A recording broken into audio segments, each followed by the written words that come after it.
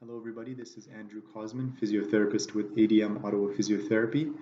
I wanted to create a video today that discusses a very interesting topic, one that is known by the name of pain science. It is a huge topic, it's a developing topic with a lot of research that's happening, but I wanted to scratch the surface a little bit with you to maybe start unfolding some mysteries behind pain.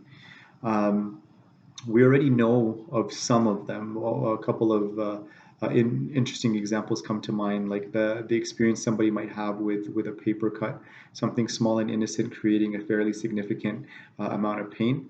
And then on the flip side, you have a soccer player who might score a goal and have their entire team pile up on top of them and having the equivalent weight of a car on top of them, and then coming out from under that pile relatively unscathed. It's very interesting and opposing expectations that we might have from these two examples. So then the same can also be considered when we start thinking about physiotherapy related problems. And we see, as another example, two people who might come into the clinic in front of me, both of which have a diagnosis on paper of having a torn muscle in the rotator cuff, but both these people having two very different experiences, one that's quite limiting and the other person has almost no pain and no limitation. So the natural question is, why is that? Um, and it becomes tricky, especially when we start comparing to other people.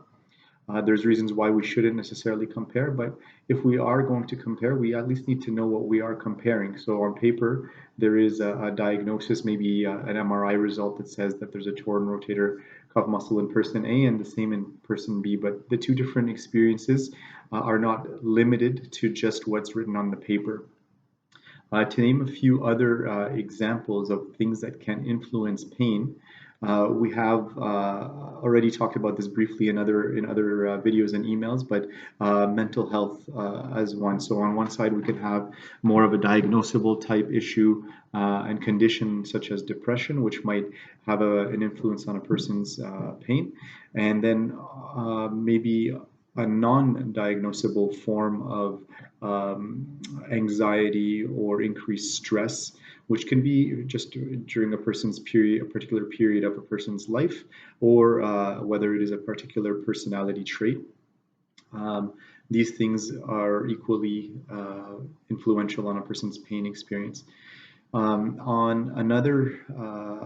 the other side of things, you consider a person's life both at home and at work, for obvious reasons on whether they need to be using their shoulder a lot, to use this rotator cuff example, but for maybe less obvious reasons on whether or not they have support at home, whether they're in a particularly happy environment at work.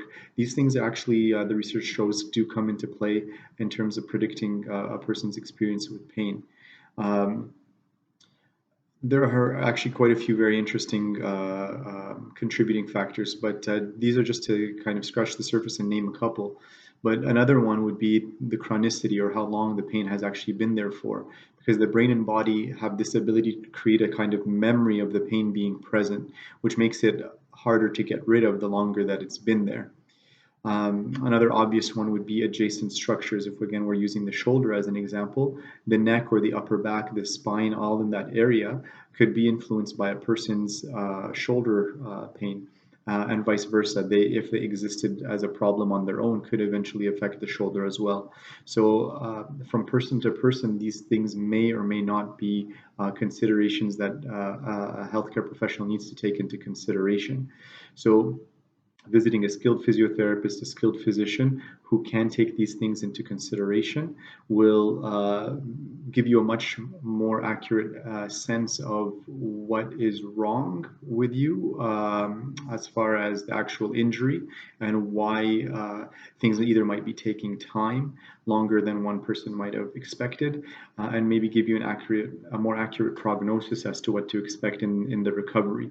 So if we were just to look at the paper diagnosis of a torn rotator cuff and try to make decisions based on that alone, we could be very far off in our estimations on what to expect in a person's recovery, which is always why we want to take that person in front of us into account and not just a particular image. As we often say, we treat people and not images.